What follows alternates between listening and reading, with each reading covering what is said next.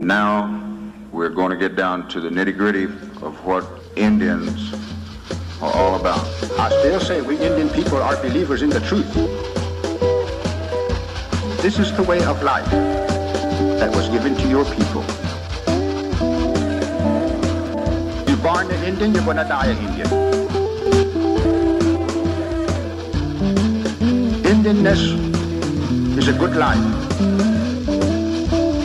You're facing an Indian this afternoon. Good afternoon, and welcome to today's Covering the McGirt v. Oklahoma Decision Virtual Roundtable. This webinar is part of a series of roundtables hosted by the Native American Journalists Association that will discuss and examine the unique challenges of covering issues that affect Indigenous communities. Our panel moderator is Graham Lee Brewer, a current NAJA board member and associate editor on the Indigenous Affairs Desk at High Country News, and a regular contributor to NPR and the New York Times. Graham, the floor is yours. Thanks, Brian. Good afternoon, everyone, and welcome to the Native American Journalists Association's panel on the McGirt decision. Tonight, we'll be discussing the implications of this landmark Supreme Court case, both in Oklahoma and across Indian country, with some legal scholars, journalists, and tribal citizens who know it best. As I'm sure many of you are well aware, Indigenous communities are not only often overlooked by journalists, they're often misrepresented. And the McGirt decision, presents some new challenges on top of all that, because not only is it an unprecedented case, but it exists in this very complex legal world that is federal Indian law. So hopefully this panel will offer a little bit of something for Native and non-Native journalists alike.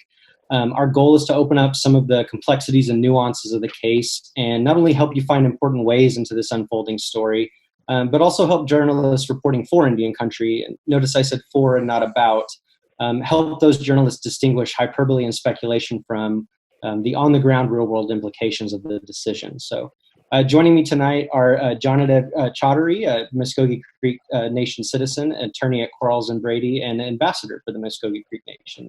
Jonadev, welcome to you. Thank you for joining us. We also are joined by Matthew Fletcher, a citizen of the Grand Traverse Band of Ottawa and Chippewa Indians, publisher of the Turtle Talk legal blog, which I'm sure you've all found some solace in time and time again, and a professor of law at Michigan State University. Matthew, thank you so much for coming. And then Angel Ellis, also a Mvskoke Creek Nation citizen and a reporter at Mvskoke Media, the tribe's media publication. I'm really excited to speak with these three people in particular, because I think we'll be able to not only talk about the heart of this case and its origins in the Mvskoke Creek Nation, but like I said earlier, also its implications in Indian country overall. I'd like to start tonight, Jonadev, with you, and maybe you could just kind of give us a sense of what is happening right now, what is happening on the ground, not maybe just in the Mvskoke Creek Nation in particular, but in Oklahoma overall. Well, Madoa Graham, I want to thank all of NAJA and everybody that put this together, yourself included, and Brian as well, and Rebecca and everybody that's part of the NAJA team. This is an honor to address you all. Accurate reporting is so critical for Indian country, because so often our issues get mischaracterized. The reporting around McGirt is a perfect example of this.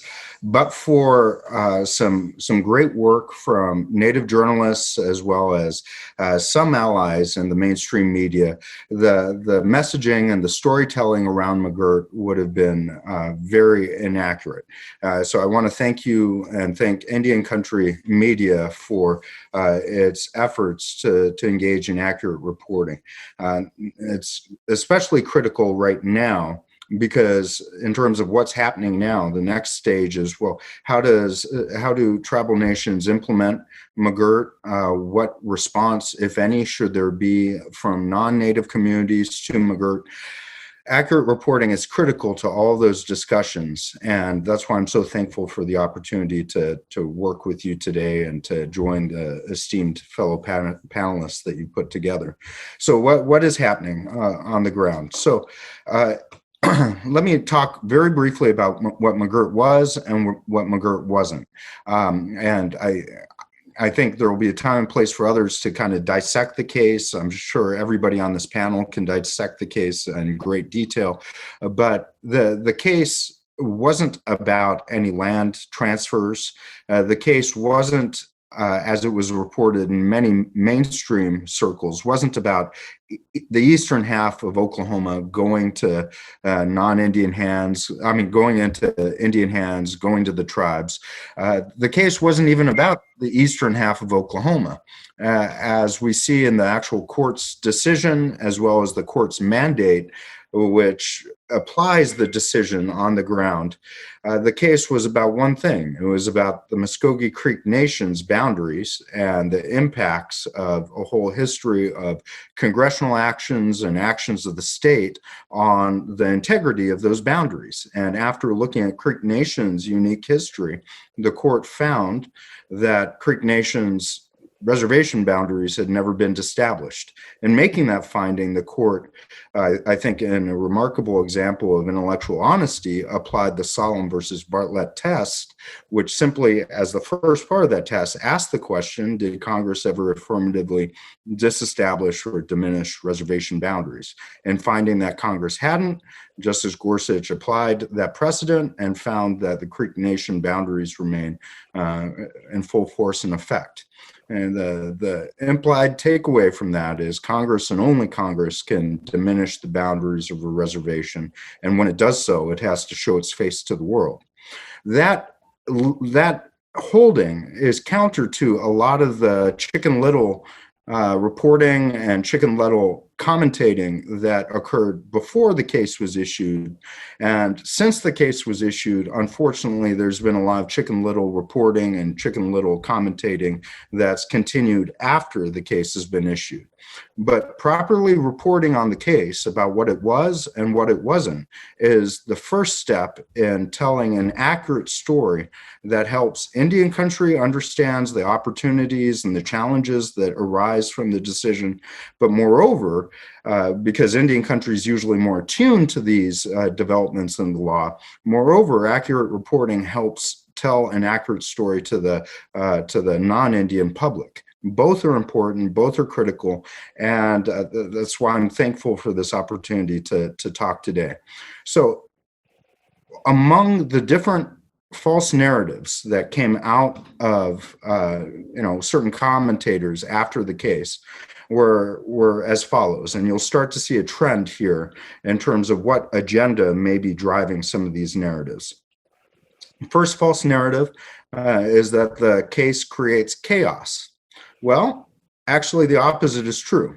In applying a well-settled precedent grounded in U.S. constitutional law and U.S. case law, the Supreme Court brought jurisdictional clarity to the jurisdictional questions on the ground.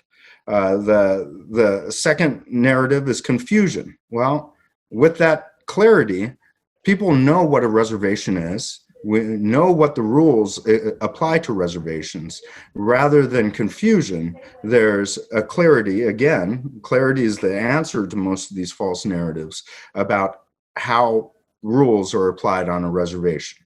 Another question is that that McGirt presents a problem to be solved. Well, the only problem, as recognized by the U.S. Supreme Court, is a history of illegal deprivations and displacement impressed upon Mvskoke Creek Nation, similar to the experiences of so many nations, as well as the history of dispossession and displacement. That history of dispossession and displacement imposed upon Creek Nation by the United States, as well as by the state of Oklahoma. That's the problem, and the solution was, properly recounting the history of constitutional law, recognizing that that unfortunate history didn't destroy the reservation. That's not a problem to be solved. Instead, what grows from that are opportunities to be shared, and let me talk about that.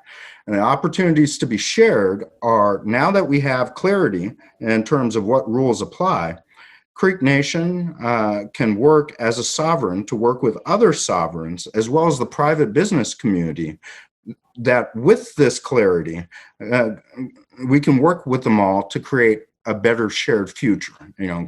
Creek Nation, like so many nations, we were the first business people of this country. This clarity provides all sorts of opportunity.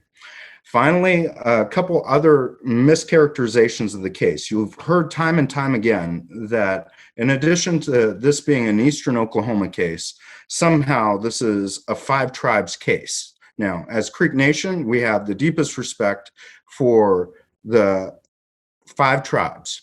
You know, the Cherokee, Chickasaw, Seminole, and Choctaw have a shared history of removal, along with other smaller nations from the Southeast. We have a deep respect for our 5 tribes partners, but Gorsuch's opinion wasn't about the 5 tribes.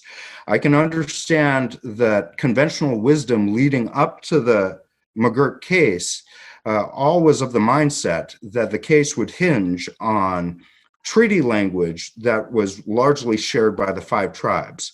The court's decision addressed that, but it went so much farther. It addressed allotment, the history of allotment that was unique to Creek Nation. It addressed all sorts of Creek-specific issues. Now, there may be a great amount of commonality between Creek Nation and the other 5 tribes in terms of some of those shared experiences. But there was nothing in the decision that says that this case applies to the 5 tribes or applies to Eastern Oklahoma or applies to any other nation. No, now those may be natural, logical follow-throughs, but there's a process that goes into place with all that. The Supreme Court's mandate that applies the decision to issues on the ground applies to Creek Nation. Now, there are steps that can be taken either through state acknowledgement or affirmation, or through court decisions, or numerous other models that can apply McGirt to the 5 tribes. But right now, the case is one of 2 things. It's a Creek Nation case, or if people are talking about the potential implications of the finding that Congress can't diminish a reservation, that a reservation isn't diminished unless Congress acts, well, that benefits all of Indian country. So it's either Creek Nation or all of Indian country. So that's a false narrative that this is a 5 tribes case. And then finally, that this is an impossible situation. This is just impossible. Well, the only thing Indian country has to fear is fear itself in terms of implementing the opportunities of McGirt. In terms of impossibility, people may point to some cases that involve kind of high-profile dismissals during this transitional period, or the lack of resources of the federal government or the tribe. Well, let me be clear: the state government isn't just rolling in dough either. Whoever has jurisdiction, the federal government, the state, and the tribe all have an interest in protecting all citizens and non-citizens within Creek Nation's boundaries. And frankly, that's what Creek Nation's been doing. Creek Nation has formed a commission under the leadership of Principal Chief Hill to address both internally and externally these implementation issues. Internally, this commission, made up almost entirely of Creek Nation citizens, is looking at every aspect of governance, from public safety to child welfare to economic development, to examine what can be done in collaboration with other partners, but what can be done to build into and grow into this newly affirmed sovereignty. I say newly affirmed because that's another mischaracterization. Nothing was created by this decision. Again, the Supreme Court just recognized that this authority, this jurisdiction, always existed. Although it had never been fully respected by the state, it always existed. So this commission is working internally to address all governance issues to fully implement McGirt. But there's also a critical external function of this commission, in which this commission is reaching out to the state. Recently, and there's been a request to Governor Stitt to sit down, coming from Chief and the commission, but also to the U.S. Attorney's Office, to all the various mayors within Creek Nation's counties, and as well as the business community, to examine how best to take advantage of these shared opportunities for prosperity. So I thank you all as Native journalists for the work that you do to bring accurate reporting to this issue. There's been so much Chicken Little narratives that have been put out there. And as I went through those mischaracterizations, I would challenge the folks listening to this call. Whose agenda does it serve to push those mischaracterizations of what McGirt is versus what it isn't? Just ask yourself, whose agenda does that serve? And that will put into context why certain voices have perhaps called for legislation to undo or roll back McGirt. The only antidote to mischaracterization is accurate reporting. For every one of those mischaracterizations, there's an accurate narrative that Native journalists have an opportunity to highlight and showcase. And for that, I'm deeply grateful for this opportunity to address all of NAJA, to speak with you and join my fellow panelists on this healthy debate. Mado for this opportunity. Thanks, John Deb. To piggyback on that a little bit, Angel, maybe you could kind of tell us a little bit about, as a journalist within the Mvskoke Creek Nation, how you're covering it.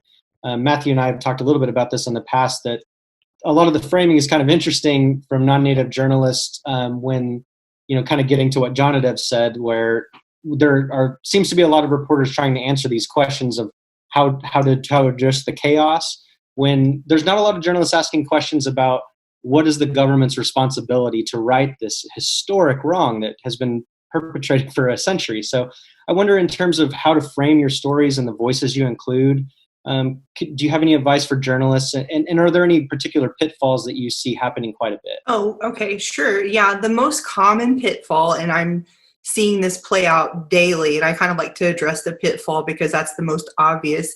And I think John really did nail it on the head, was with the sky is falling reporting. Just, last night, the news is covering a man released, the statute of limitations has ran out on a case, and they're pitching this to the public as this is all because of McGirt. And what they're failing to really report is the context surrounding the law in itself. And I'm not a great legal mind, but what I do when I'm framing this story, I say, okay, you've got this angle and I can see that you're going to this end. And the reporter even mentions that if people are dissatisfied that this person is free, they should contact their congressman. So I start asking myself, what does the law actually, provide for in these cases? I start asking myself, why for 20 years did federal prosecution fail to apprehend this suspect? Why did they allow the statute of limitations to run out before they ever apprehended this person? And would that statute of limitations mattered if he was white, black, brown, or yellow? So those are the framing that, I'm looking at it from an overall perspective of how to really find out where the breakdown in this system is. And every time I've approached one of these stories, of course, I'll go talk with or try to get comment from the federal, prosecutors, and their message is always the same. McGirt has upended our world, and we have so many more cases than we've ever had. And my kind of, compilation of that in my story is, just because you've done it wrong for 70, 80 years doesn't mean that it's not right now. You can't keep expecting to do something wrong just because it's hard for you. And I think that really was what the whole Supreme Court decision was about, basically. So when we're going out and we're reporting on all these issues, sometimes we're playing cleanup, and sometimes we're trying to clear up the confusion by actually digging farther than the mainstream media is doing. We're actually asking, what is the impact for our community, and how is our community being dealt with by the overall state or the overall federal systems? And that means you're having, as a Native journalist, you're having to do probably 4 times the work that the parachute journalists do. I have to reach out to the federal prosecutors. I have to reach out to the attorney general at my tribe. I have to reach out to the indigenous legal minds who really do know Indian law. And then I have to reach out to tribal leaders. And then I have to reach out to the overall community that we exist in and say, what is your pulse on this? So sometimes my deadline gets completely blown out of the water, and it does get difficult. But if you're going to do a good job and do these stories justice, you have to approach it from a multi-layer level, and you have to keep peeling them back. At times, it even does reflect that I asked the question, was my tribe prepared for this decision? Did we have everything in place? And sometimes we turn the critical eye on ourselves, but you can't really guess what the Supreme Court's going to do. And how do you prepare for undoing, a long time of injustice? So you really just have to look at what we're doing, what's been done, and you report that without trying to skew this to a certain end, so to speak.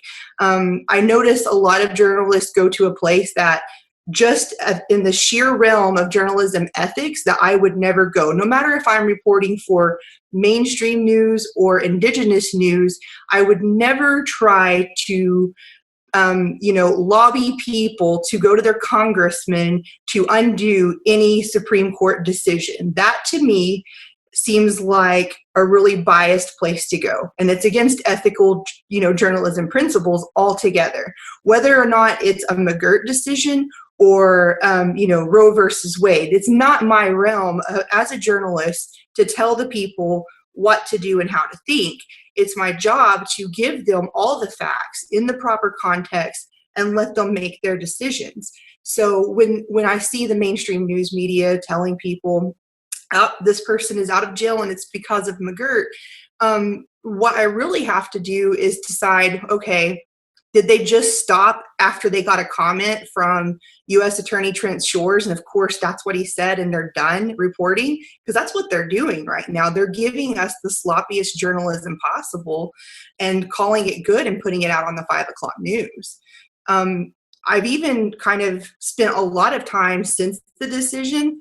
I don't know, maybe it's a habit, a hobby, and maybe it's not even my duty or job and I should leave it alone, but I've been policing some of these stories and putting my own comments on there and pointing out the fallacies in these instances, because I think it's critical right now for our tribe and others who could be impacted. It's critical for us to empower our people with the information and not let them just be given, a spoon-fed answer and left at that.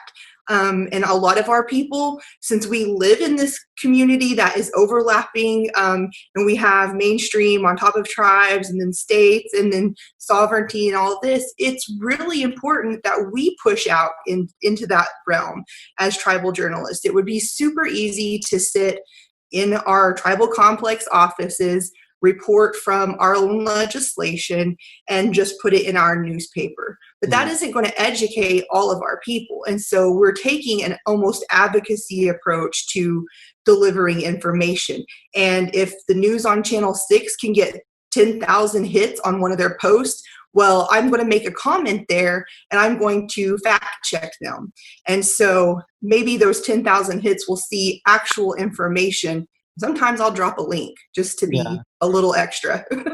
So, I want to get to something Patty Lowe had mentioned here in the comments. And, she's asking, what are the environmental law implications? And Matthew, I was hoping maybe you could kind of help me understand or help us understand how this isn't just a case for Oklahoma tribes or tribes in eastern Oklahoma, that the way that Gorsuch approached this particular decision by following the actual language of the treaty has some pretty broad implications for Indian country overall. And could you tell me a little bit about what you're seeing outside of Oklahoma and where you think that this decision might come into play? Well, I think what we're seeing right now is there's going to be a pretty dramatic shift on how reservation boundaries cases are going to be litigated. And there's a few kicking around out there. Within a month of McGirt, the Seventh Circuit reversed a trial level decision disestablishing the Wisconsin Oneida Reservation. And it was obvious under the language of McGirt that the trial court was wrong. And that's going to be happening. Those kinds of cases are closest to the McGirt kind of situation. But I think that when it comes to those environmental statutes, there are some federal environmental statutes that tie the trigger to jurisdiction to, quote, Indian country. Indian country is a term of art that appears in the federal criminal code. So that's why we're talking about criminal cases for the most part. But on occasion, some of the federal environmental statutes tie the jurisdiction over Indian country to federal and or tribal jurisdiction, say for the Clean Water or Clean Water Act, Safe Drinking Water Act.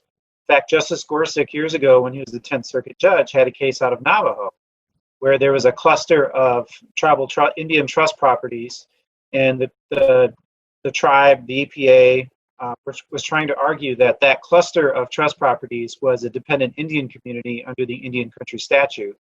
And Justice Gorsuch and the rest of the 10th Circuit said, no, I'm not sure that this case affects that case, but what I'm saying is that that's an example of the kind of authority that is at play in the environmental realm going forward.